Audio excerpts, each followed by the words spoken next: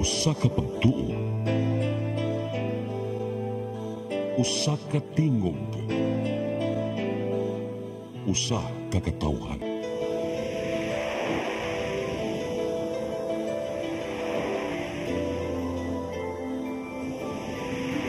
Cebu Catholic Television Network.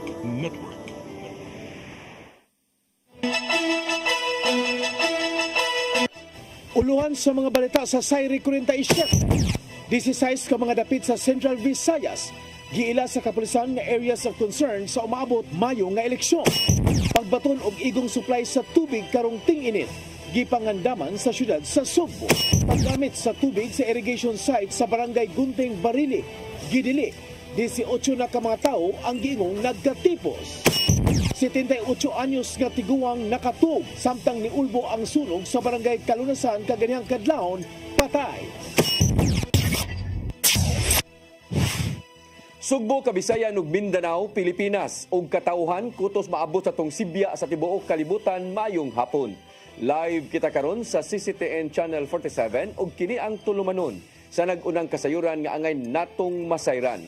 Sa nga ni Attorney Danica Caballes, ako si Dennis Tabar. Ug kini ang Sayri 47.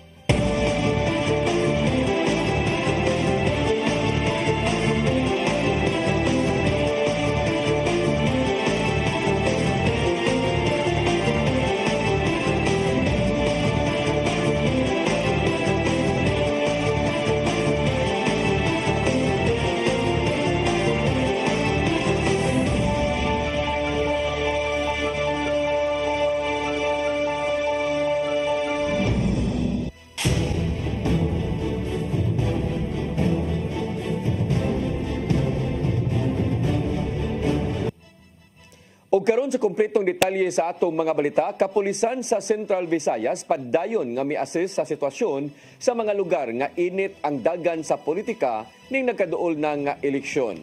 16 ka mga dapit ang giila karon nga areas of concern sa PRO7. Subay na sa mga insidente sa nanglabay nga eleksyon. Ang kasayuran ihatod ni Arnold Bustamante. Subsub karon ang pagpangandam sa Police Regional Office 7 alang sa paghatag sa hugot nga seguridad sa nagsagabot nga national ug local eleksyon sa Mayo 2025. Mato ni Police Brigadier General Rodrigo Maranan, ang hepe sa kapulisan sa Central Visayas nga sa ikatulo nga Regional Joint Security Council meeting tali sa Commission on Election, PNP o Armadong Kusog sa Pilipinas, ilang natuki ang mga sitwasyon sa matag lugar sa tibok Central Visayas. Tinghuan nila sigon ni Maranan nga walay masugatan nga problema samtang nagangadanga na ang piniliay o paghatag sa ayuda sa COMELEC sa paglusad sa luwas hapsay makiangayon og matinud-anon nga piniliay.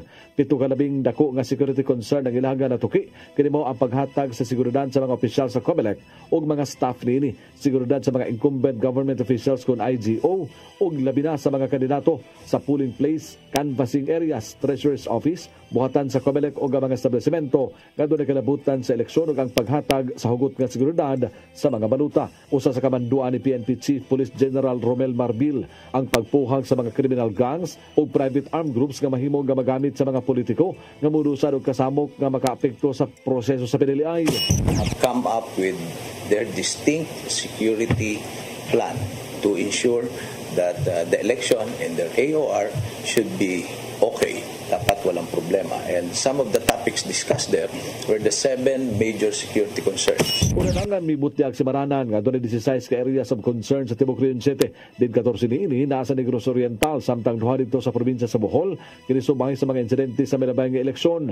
Ang Negros Oriental ang usa sa gipatutukan human sa pagmasaker sa balay sa kanhi gobernador sa maong lalawigan nga may resulta sa kamatayon ni Ruel Digamo og laing siyang pa ka mga kinabuhi. Tungod nini mo padala og 200 ka mga police personnel ang PRO7 sa Negros Oriental isip augmentation ug mupuyo usab siya og tulong ngadto sa upat ka adlaw sa mga probinsya aron personal nga mo supervise sa mga personnel. Yes, as far as we are concerned, we have identified 16 election areas of concern in the whole Region 7 and 14 of that is in Negros Oriental and 2 are in Bohol. So that's why in the coming days we'll be deploying additional 200 policemen there in Negros and I'll be staying there. Tibok Region 7, usa lang ka armadong grupo ang naglihok kini mao ang Teves Armed Groups nga gipadayon ang paglutos nini sa kapulisan. Si Police Lieutenant Colonel Maria Teresa Makatangay, Deputy City Director for Operations sa Cebu City Police Office na kanayon, nga bisan malinaw ang dakbayin sa Sugbo ug walay election-related incidents apan wala sila mokumpiyansa. Mato ni Makatangay nga gisiguro nila nga kining nga mga elected officials o nga mga kandidato ilang mahatagan hugot nga seguridad sa panahon silang pagpangampanya. We have been continuously monitoring nga ang atoa nga mga kandidato, even our elected government officials. So kaning duha ka grupo elected government officials and candidates are what we call this one. They have that sense of safety and security as they go towards the very important milestones sa nila karing election 2025. Mula pa hinoy mga politiko nga midangop sa kapulisan kaya nakadawat og huga sa ilang kinabuhi. Arnold Bustamante, Sisidano. Grupo sa mga magpapatigayon sa Sugbo mihagit sa mga kauban nga padayunon ang paghatag og kaygayonan sa pagtrabaho og ubang nga Sugbuanon. Taliwa kini sa gilaomang epekto sa ekonomiya sa kalibutan subay sa bag-ong liderato sa Estados Unidos. Ang kasayuran ihatod ni Gian Navarro. Sa Philippine Economic Briefing nga gipasiugdan sa Cebu Chamber of Commerce and Industry, gituki ang pipila ka mga konsiderasyon nga mamahimong makaapekto sa ekonomiya sa nasod. Naisgutan ni kanhi Finance Secretary Cesar Purisima nga halos nalupigan ng Pilipinas sa ubang silingang nasod sa Southeast Asia kung isgutan ang gross domestic product. Apil sa mga gipagtuki mao ang mamahimong epekto sa ekonomiya ubos sa mga polisiya ni US President Donald Trump karong masatagan una og pagtagad ang Amerika. Mong tambag sa mga eksperto ngadto sa mga magpapatigayon nga pakusgan pa ang turismo, padalion pa ang mga infrastructure projects ug palig-unon ang relasyon sa ubang nasod. Tungod sa mga puntong nakuha, gihagit ni CCCI President J. Uvalos nga padayonon sa mga magpapatigayon ang paghatag og kahigayonan sa pagtrabaho sa ubang Sugboanon. Kini aron mas mulambo pa ang ekonomiya sulod mismo sa Sugbo, ingon man sa Pilipinas. It is essential that we continue to engage in open, collaborative dialogues because ideas and partnerships forged here today will shape not only the next phase of our economic development, but also equip us to better address the evolving challenges of the global economy.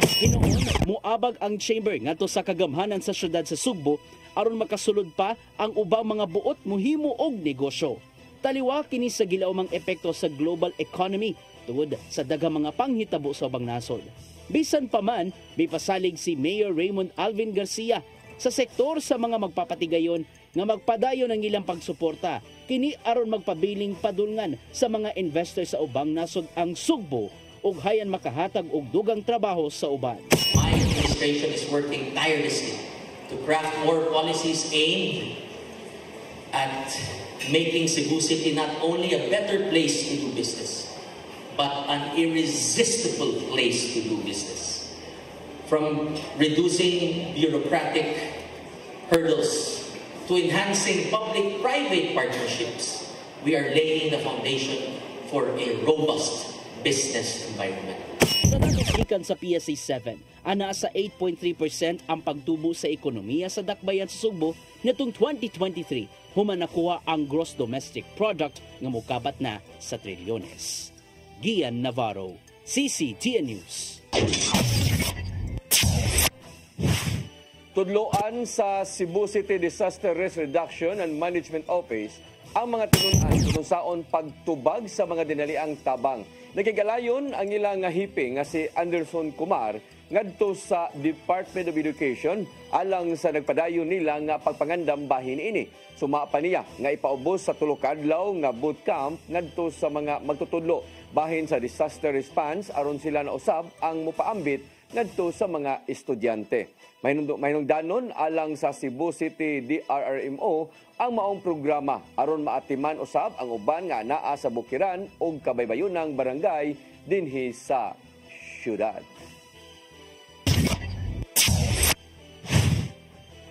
Gipailawom sa Governance Forum ang mga buhatan sa departamento sa syudad sa Mandaue. Atol sa forum, ilang gipresentar ang ilang matag kontribusyon sa kalambuan o pagserbisyo sa mga residente pinaagi sa performance governance system. Ang governance forum gihimo isip sukdanan sa mga serbisyo kung aduna na bay impact o wa ngadto sa publiko o naghatag ba kini sa kalambuan.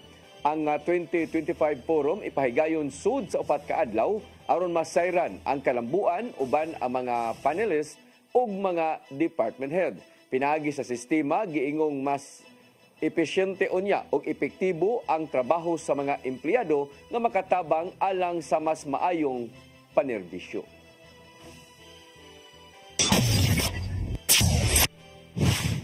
Mandawi City College moduso karo nga Pebrero sa application alang sa institutional recognition ngadto sa Commission on Higher Education. Gitoyo kini aron sila makatanyag og libreng tuition ngadto sa mga tinun-an. Ang kasayuran ihatod ni Mary Rose Sagarino. Padayon ang pag-comply sa Mandawi City College sa mga rekisitos alang sa application sa institutional recognition ngadto sa Commission on Higher Education CONCHED. Matud ni Consiel Malcolm Sanchez, ang chairman sa Committee on Education, nga pipila na lang kaginagmay nga dokumento ang gikinahanglan o gipaabot ang appointment certificate gikan sa Civil Service Commission alang sa college administrator. Uwahing semana sa Pebrero ang gihatag nga schedule ngadto sa Mandawi City College alang sa pagsumiter sa mga rekisitos. Tinguha sa Mandawi nga maangkon ang Unified Student Financial Assistance System for Tertiary Education kun UNIFAST aron makatanyag pagbalik og libreng tuition ang tunghaan. Sa kasamtangan, ang kagamhanan sa syudad ang nag-abaga sa tuition sa moabot sa 2,000 ka mga estudyante. Rest assured nga quality education na ang ato ang gipadangat dinha sa Mandawi City College. Gani doon na natay mga top notchers nga giproduce, especially atong mga licensure examination for teachers. So Mandawi City College, as what I have always been telling our students, it's not about the school, it's how they go to school para sa ilang kaugalingon. Kampante si Sanchez nga maaprobahan ang application tungod nakabot naman ang mga labing gikinahanglan nga rekisitos sama sa Certificate of Program Compliance sa mga degree programs. Gihatag sa CHED ang COPC alang sa siyam ka degree program sa Mandawi City College ni aging tuig pa. Kung nakaadto na mo sa Mandawi City College, of course you have to check also dito mga classrooms nato atong facilities. Compared to as before, nindot na gidron na nagyutay dako nga kausaban. Kung maaprobahan sa CHED ang application, matud ni Sanchez nga mapatuman ang libreng tuition sa sunod na nga school year. Mary Rose Sagarino, CCTN News.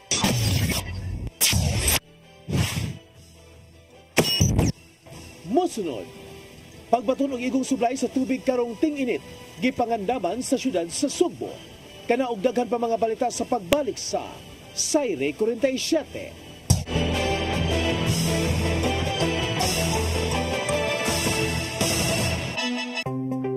Discover the beauty of the Philippines.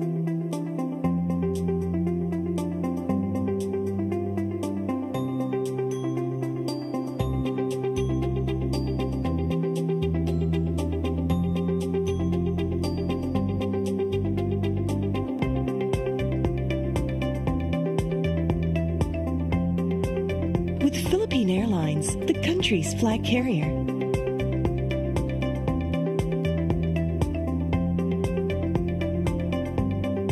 The airline that lets you feel the warmth of the nation.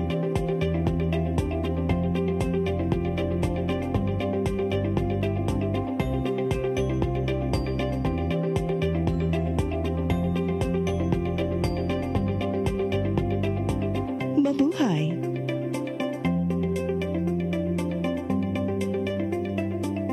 Speed powder comes in different variants, each with their own unique fragrance that gives long-lasting, clean, and fresh scent to your clothes, has microscopic speckles that helps penetrate the dirt, and contains additional whitening agents to achieve a brighter, clean clothes. Speed powder, Bilis Laba, Bilis Linis, a product of Well-Made Manufacturing Corporation. On behalf of Fairchild Cooperative, I would like to thank all the members who have been with us all these years and who continue to support and patronize our services. At this time, I would also like to invite new members who will be part of our growth and push forward for a bigger cooperative movement, not just in Region 7, but the entire country of the Philippines.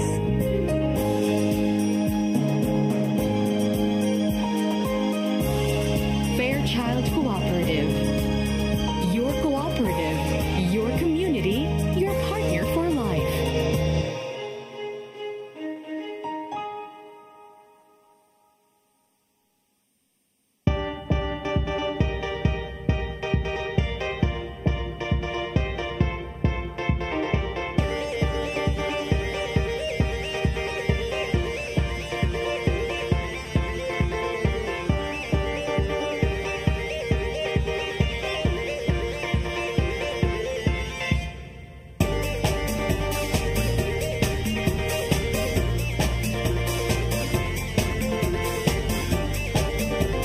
Let your appetite be just right at Sixto and Bening Meat Store. Sixto and Bening Meat Store specializes in chorizo, tocino, beef, and pork tapa. Sixto and Bening Meat Store is located at stall number 4849, Unit 1, Meat Section at the Carbon Public Market, Cebu City, with telephone numbers 256-1581 and 259-6569. It's the place where you can find the best meat deal in town.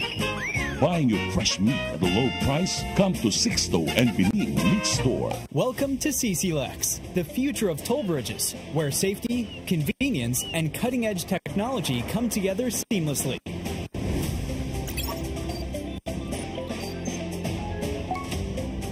Cebu-Cordova Link Expressway is your state-of-the-art modern toll bridge, a true marvel of engineering, where its towering beauty meets functionality, redefining your travel experience. This 8.9-kilometer expressway boasts a host of remarkable and sophisticated features, pioneering inclusivity in expressways in the country. Our commitment to quality is unwavering. The road surface of our toll bridge is engineered to perfection, providing a smooth and comfortable driving experience. Raises the bar of the lifestyle of people around us. Experience the future of toll bridges with us. Safety, convenience, and exceptional quality await you. CCLEX, your bridge to a better tomorrow.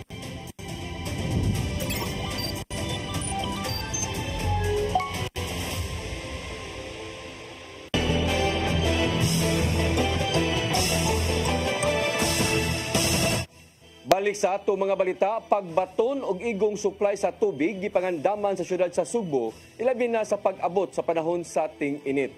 Kini bisan pa man og gilaslasan sa konseho ang gipangayong pundo alang sa katukuran sa mga dam diha sa bukirang bahin sa syudad.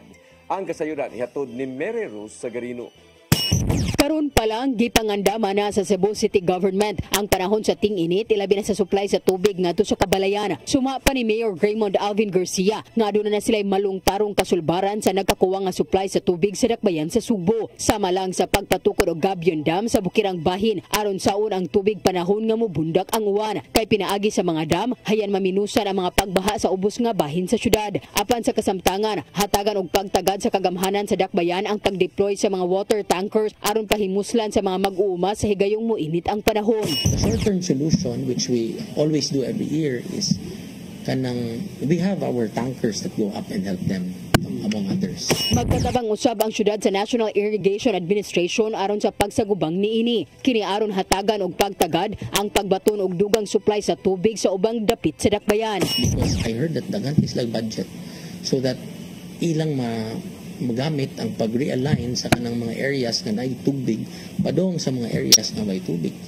Of course, we can also help with that, pero limited ang budget ikumpara sa national government. Padayunon hinuon sa city government ang maong plano, bisan pa man og nakuhaan ang pondong gigahin alang sa katukuran sa dams. Gikan sa gipangayong 200 milyones pesos, gihimo na lang kining piso sa konseho ato sa deliberation sa annual budget. Maong mangita na lang og laing tinubdan sa pondo aron mahinayon kini. Mary Rose Sagarino, CCTN News. May pahimangno si Barili Mayor Janjan Garcia sa mga residente nga likayan ang paggamit sa tubig gikan sa irrigation site sa Barangay Gunting.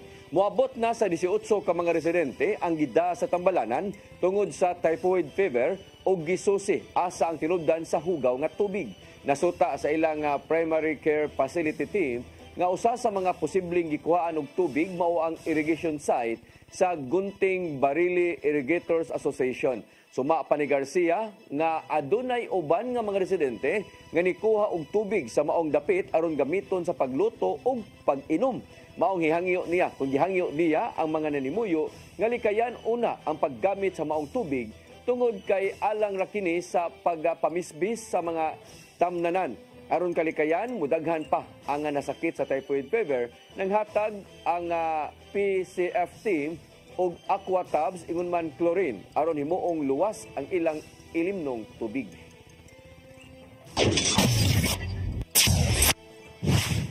Katungod sa Energy Regulatory Commission, ang pagpangayo og bill deposit para sa bayranan sa kuryente gioyonan sa Korte Suprema. Subay kini sa giluwatan nilang desisyon ni adtong Oktubre 2024. Ang kasayuran ihatod ni Gian Navarro. Gipatigbabaw sa Korte Suprema ang katungod sa Energy Regulatory Commission aron makabayad ang mga konsumidor sa kuryente o bill deposits. Sumapa sa giluwatang 32-page decision sa Korte Suprema, gitugyan sa ERC ang pagpangayo og mga deposito aron masiguro nga makagamit gyud ang mga konsumidor og kuryente ngadto sa distribution utilities. Tungod nini, wala na gitugutan sa korte nga hagiton ang authority sa ahensya aron ang mga distribution utilities sama na lang sa mga electric companies o cooperative makapangayo og bayranan. Ubos sa Magna Carta for Residential Electricity Consumers nga gipatuman niya tong 2004. Mubayad ang tanang mga residential consumers sa bayranan sa kuryente pinaagi sa pagdeposito. Gamiton kini isip guarantee diin sigurado gyud nga makabayad ang mga konsumidor sa kuryente og mahimo pa usab kining ma-refund pa. Gitahasan sa SC ang ERC nga mohimo og mga guidelines aron mahapsay usab ang maong lakang. Samtang gideny sa Korte Suprema ang mga nagpetisyon batok sa legalidad sa Energy Regulatory Commission tungod sa gingong kakuwang sa mga lagda.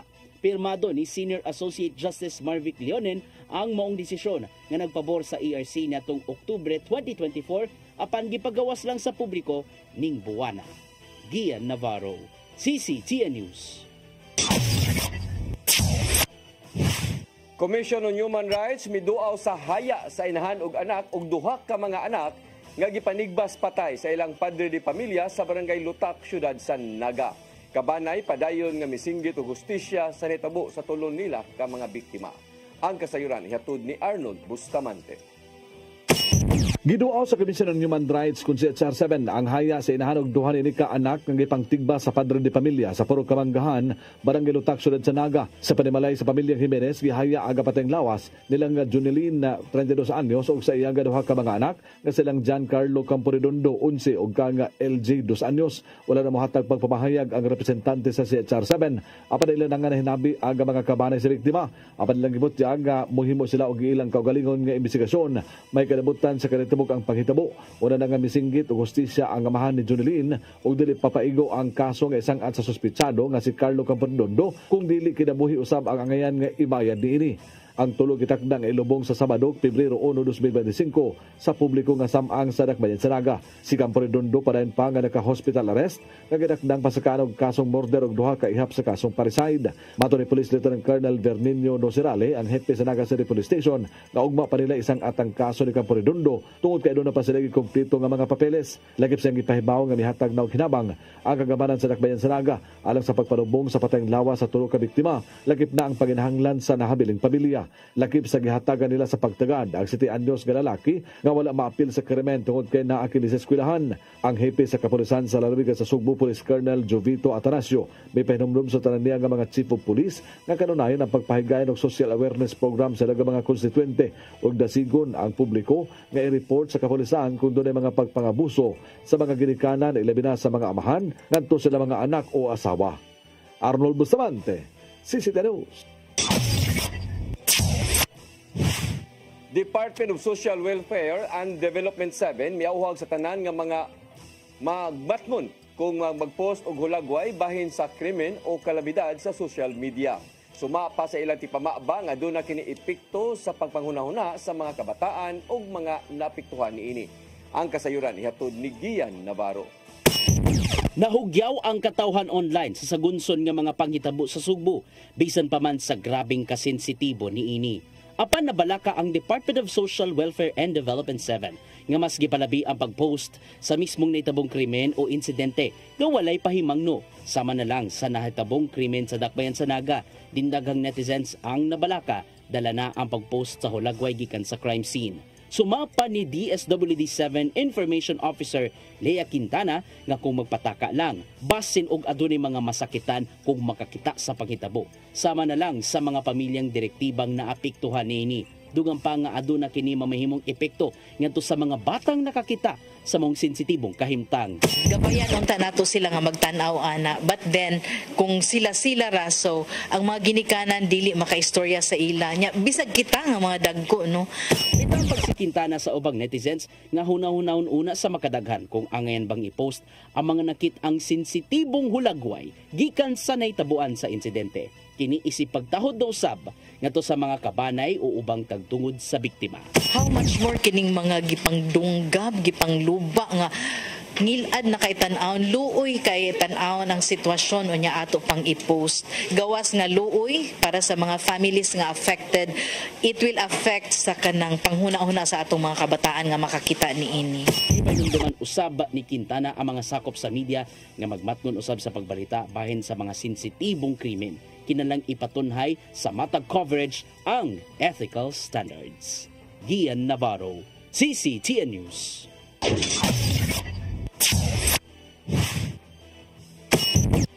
Mosunod, 78 anyos katiguang nakatug samtang ni Ulbo ang sunog sa barangay Kalunasan kaganihang kadlawon.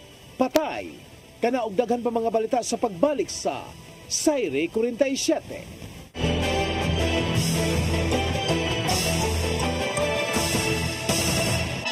Speed powder comes in different variants, each with their own unique fragrance that gives long-lasting, clean, and fresh scent to your clothes, has microscopic speckles that helps penetrate the dirt, and contains additional whitening agents to achieve a brighter, clean clothes. Speed powder, bilis laba, bilis linis, a product of Well-Made Manufacturing Corporation. Your path to a new start. Nutrition. Exercise and elimination. Water.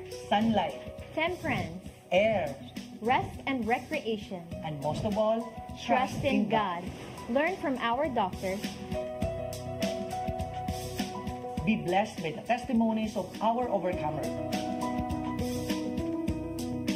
Ang inyong programa, alam sa may sakit, walay sakit, ug dili ganahan magkasakit. Ozone Med Wellness Clinic New Start. Mapapanood every Saturday 8 to 9 a.m.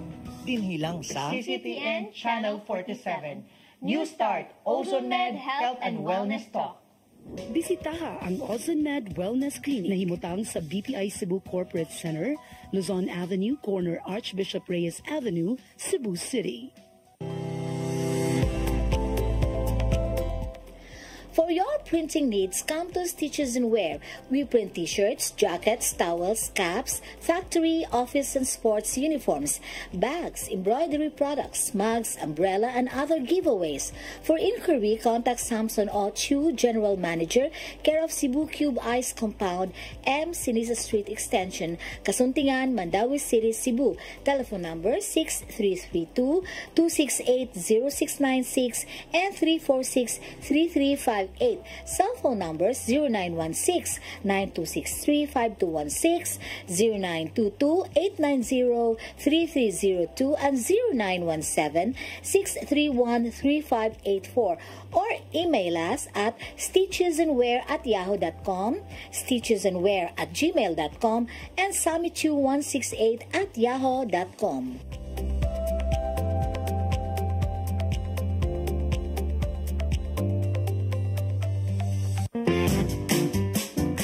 In the heart of Cebu lies an ideal place for the people on the go. Uncle Tom's Cabin Hotel gives guests a convenience of quick and easy access to Cebu's business centers. Offers spacious rooms furnished with all the modern-day amenities. Uncle Tom's Cabin Hotel, located at NP Yap Street, Barangay Capital Site, Cebu City. For reservations, call 032-888-8667. Dahil sa malasakit, mas nailapit ni Senator Bongo ang medical assistance, primary health services at specialized care para sa ating mga kababayan. Sa malasakit, prioridad ang edukasyon para sa mas magandang kinabukasan. Samahan pa ng sports, panalo ang kabataan. Bunga ng malasakit ang pagbigay lakas sa mga lokal na negosyo at mas maayos na trabaho. Sa malasakit, serbisyong may puso, kalinga at proteksyon para sa mga OFWs nasaan man sila sa mundo. Maraming nagagawa at nararating ang malasakit. Para kay Senator Bongo, ang ating Mr. Malasakit, bisyo ang more serbisyo. Kung chicharon ang sumsuman, snack o pangsudan, Chilen ang anging banatan. Chilen Chicharon, available at SM Supermarkets and Hypermart Metro Manila. Also at Guadalupe Corner, Envelas and V. Rama Street and at 078 M. Pacania Street, Tisa, Cebu City.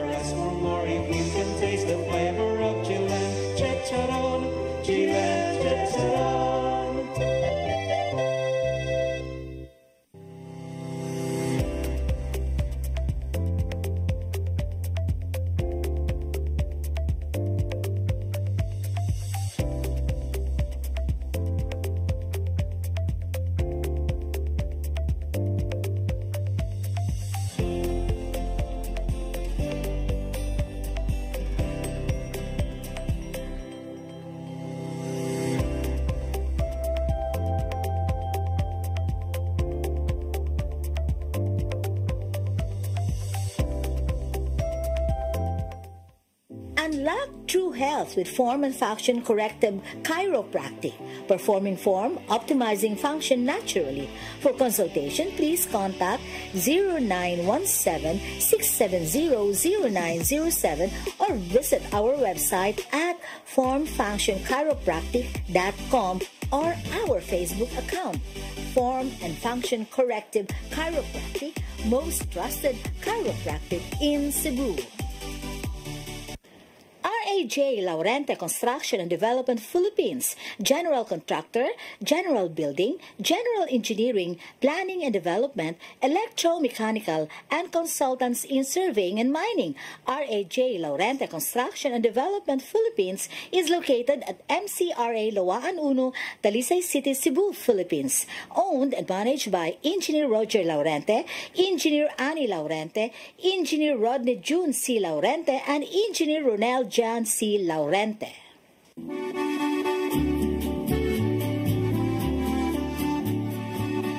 If you love the beautiful Italian furniture you are surrounded when you travel in Italy or anywhere in Europe, now you can find already in the Philippines with our different branches in Luzon, Visayas, and Mindanao from the multi-awarded Italian export furniture manufacturer based in Cebu. You can visit our showrooms in SM Lemery, SM Lipa Batangas, Kingpo Boulevard, Davao City, SM Mind Pro, Zamboanga, SM Seaside Cebu, Linkitkai, Cagayan de Oro, North Reclamation Cebu, Banilad Cebu, and other showrooms nationwide. You can have the best Italian quality designs and finishing of your dreams. Giardini del Sole. You will forget the price, but our quality will stay with you forever. Our Cebu Banilad showroom is located at Governor Cuenco Avenue, Barangay Gasambagan, Cebu City. SM Seaside Showroom, 2nd floor, City Wings, SM Seaside, Cebu City. Visit our Facebook and Instagram pages for more information or visit our website at www.giardinifurniture.com. Giardini del Sole.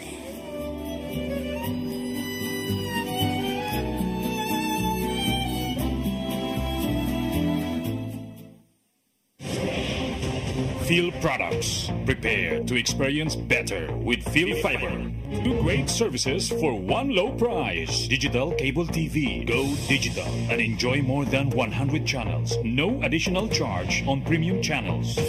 Pure fiber internet. Fast, consistent, and reliable. No data capping. Watch, surf, and save with Phil Fiber Bundle. Indulge to your favorite channels and experience better with fast and reliable internet connection. Experience better with more premium TV channels with prompt customer assistance and technical support with fast and reliable internet connection. Get connected now with Phil Products and prepare to experience better. We promise to expand our services coverage. For more information and inquiries, visit us at Phil Products Main Office, North National Highway, Bantayan, Dumaguete City.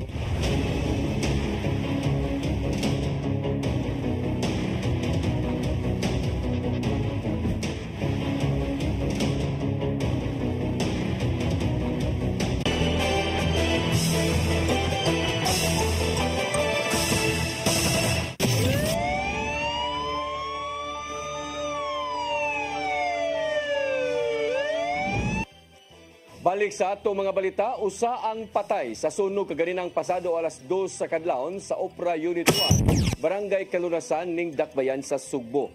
Giila ang namatay nga si Zosimo Imnasi Sr., 78 anyos, ug base sa investigasyon sa kabumbiruhan nasuta nga gikan sa balay ni Victor Imnasi Jr. ang kayo. Nasuta usab nga posibleng nahinanok sa pagkatug ang tiguang hinungdan nga nalakip kini sa gilamoy sa kayo. Gibanabana nga moabot sa 160,000 pesos ang natala nga danyos.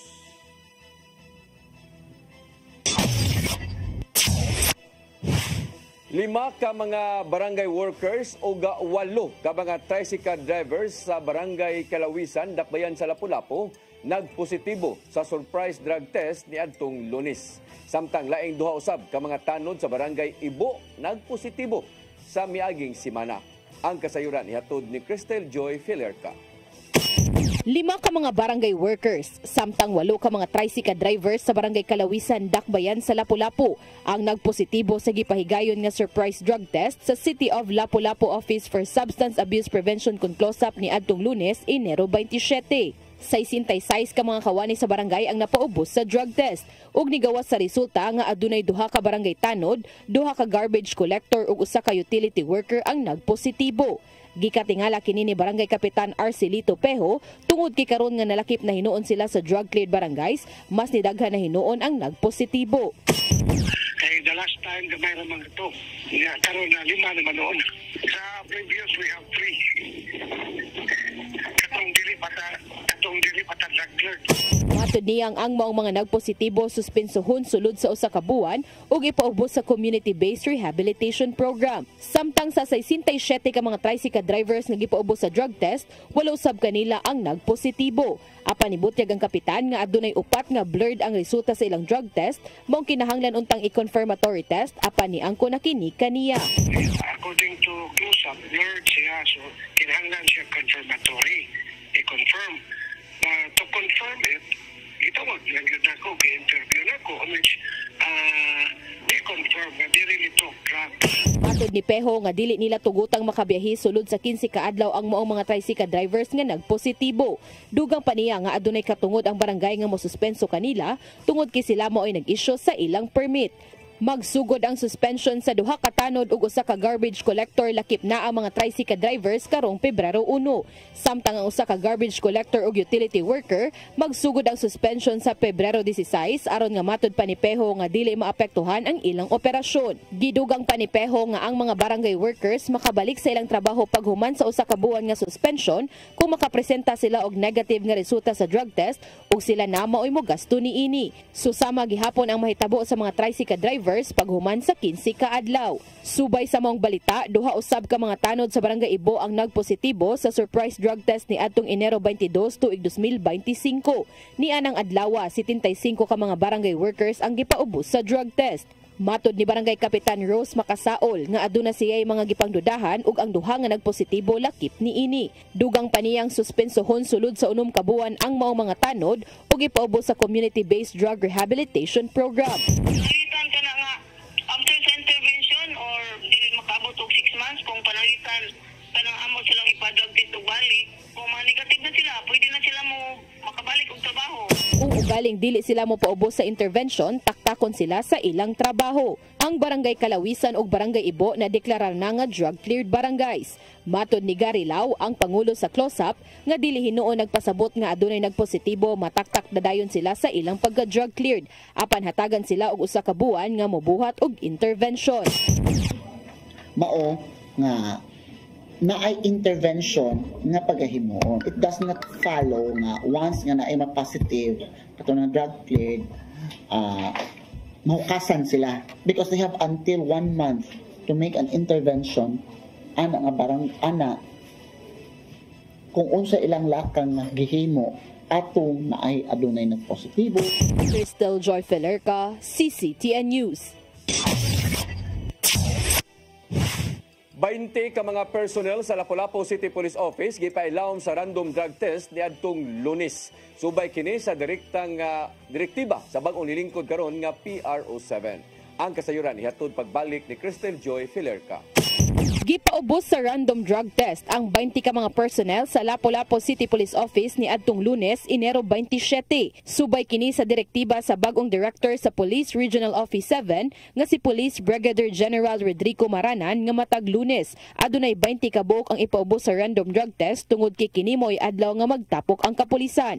Nagsugod ang matag simana nga random drug test ni adtong nilabay nga simana. Matud ni Police Lieutenant Colonel Christian Torres, ang spokesperson sa LCPO, nga sa pagpili sa mga i-drug test, basihan nila ang anaa sa attendance. Ayaw mo-pick up niyo 20 ka personnel, ano silang i-check daan ng attendance. Makita na na to, kasi sigig absent o sigig rason ba. Sunod nanagintay mga pangalan na kaya di man pwede magbalik-balik. Siya na lang sa permission na lang. Ang natuwa is, ato gyud siyang as much as possible, every unit, naagitay makuha. Una nang na-drug test ni adtong nilabay nga simana ang ana sa headquarters, Traffic Enforcement Unit ug City Mobile Force Company. Ni adtong Lunes, aduna nay nalakip nga mga personnel gikan sa mga police stations. Dugang pa ni Lieutenant Colonel Torres nga samong pamaagi masiguro gyud nga ang 800 ka mga personnel sa LCPO ma-drug test karong tuiga. Apan giklaro usab niya nga ang personnel nga gisuspeksahan posibleng ma-drug test sulod sa pila ka higayon. Pwede mo balik. If suspect, tanaw gyapon nga murag kuan ka. Wala pa hinuoy ni gawas nga resulta sa gipahigayon drug test sa nilabay nga simana ug ni adtong Lunes. Crystal Joy Felerca, CCTN News. Nasikop sa kapulisan ang top 10 most wanted sa syudad sa Mandawi. Nadakpan ang 50 anyos nga suspek sa barangay Giso sa Mandawi sa pakigagalayon usab sa kapulisan sa Mandawi o City Hall of Justice. Ang dinakpan adunay kasong kalapasan sa Republic Act 9165 o Comprehensive Dangerous Drug Act of 2002. Ang suspek anaa karon sa kustodiya sa kapulisan ug ipaubos sa legal nga proceeding subay sa direktiba sa korte.